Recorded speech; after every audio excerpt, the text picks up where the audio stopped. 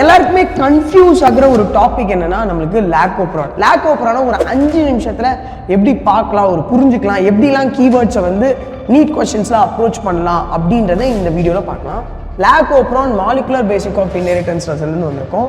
லாக்கோப்ரான் வந்து எந்த டாபிக் இல்லைன்னா gene of regulation of gene expression. இது மோஸ்டா வேரியஸ் லெவல்னா ஒரு 4 லெவல் சொல்லியிருப்பாங்க.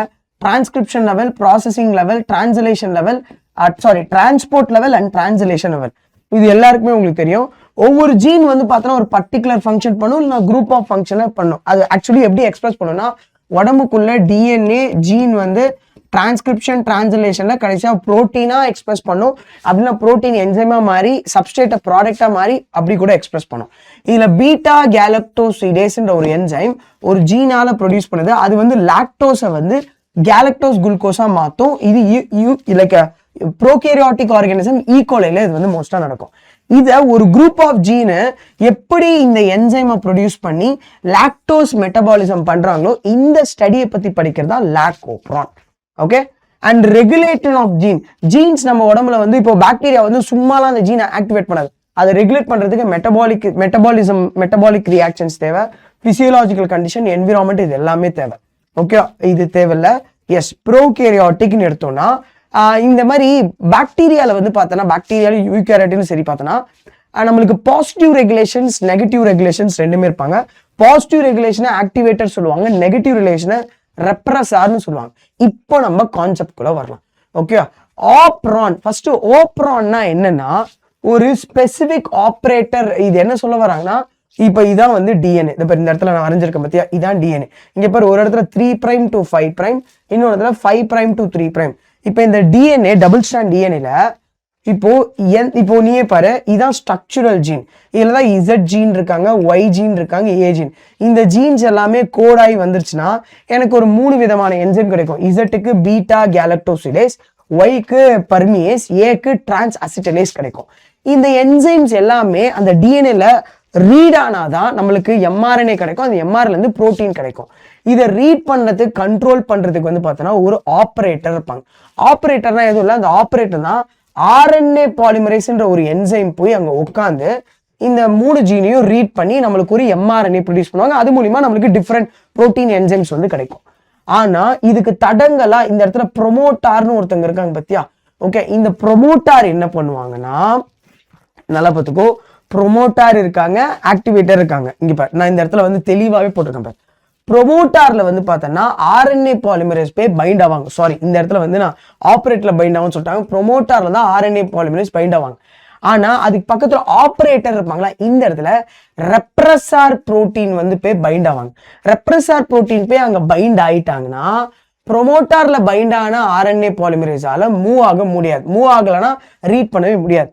ஆனா இப்போ ஆப்ரேட்டர் ரீஜன்ல அந்த ரெப்ரஸார் புரோட்டீன் உட்காரலன்னா இப்போ இந்த ஆர்என்ஏ பாலிமரேஸ் ப்ரொமோட்டார்ல உட்காந்து இதை ரீட் பண்ணி நம்மளுக்கு எம்ஆர்என்ஏ அந்த 3 டிஃபரன்ஸ் என்சைம் ப்ரொடியூஸ் பண்ணி லாக்டோஸோ குளுக்கோஸ் அண்ட் கேலக்டோஸா மாத்தி அதுக்கு அந்த பாக்டீரியாக்கு எனர்ஜி கொடுப்பாங்க. சரி, இந்த ரெப்ரஸார் புரோட்டீனை கொடுக்கறது யாருன்னா ஜீன் ஐ. இப்போ ஒரு கான்செப்ட் குள்ள வரலாம். இதான் ஒரு டிஎன்ஏனா ஜீன் ஐன்றது யாரை ரெப்ரசன்ட் பண்றாங்கன்னா நம்மளுக்கு ரெப்ரஸார் புரோட்டீன் தராங்க. ஆப்ரேட்டர்ன்றது டிஎன்ஏல இருக்கிற ஒரு சீக்வன்ஸ், அதுல ரெப்ரஸார் புரோட்டீன் போய் உட்காருவாங்க. ப்ரொமோட்டார்ன்றது டிஎன்ஏல இருக்கிற ஒரு சீக்வன்ஸ், அதுல ஆர்என்ஏ பாலிமரேஸ் போய் உட்காருவாங்க.